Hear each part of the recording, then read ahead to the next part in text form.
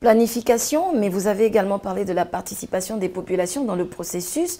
Il faut qu'il y ait un vrai message vers les populations, vers l'individu, pour qu'il comprenne également sa part de responsabilité. Quelle est-elle du point de vue social?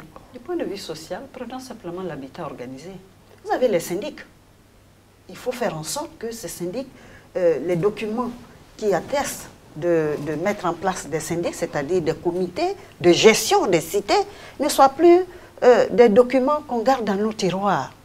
Il faut faire en sorte que, à l'époque, nous avions un service national de l'habitat.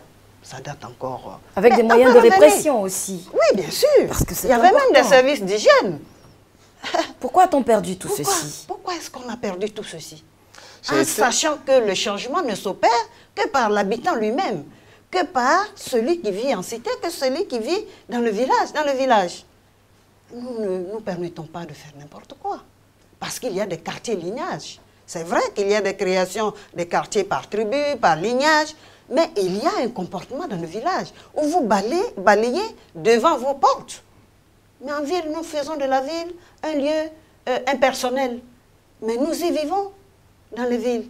Il faut revenir à cela, il faut avoir des habitudes sociales qui nous permettent de nous retrouver dans des syndics, qui nous permettent de nous retrouver dans des communautés urbaines pour participer à la vie de la ville. Voyez-vous? Et c'est de cela qu'il s'agit. Nous allons parler tout à l'heure certainement des quartiers précaires, mais c'est la même chose. Lorsque vous venez restructurer ces quartiers précaires, pour une durabilité de l'action, que devons-nous faire?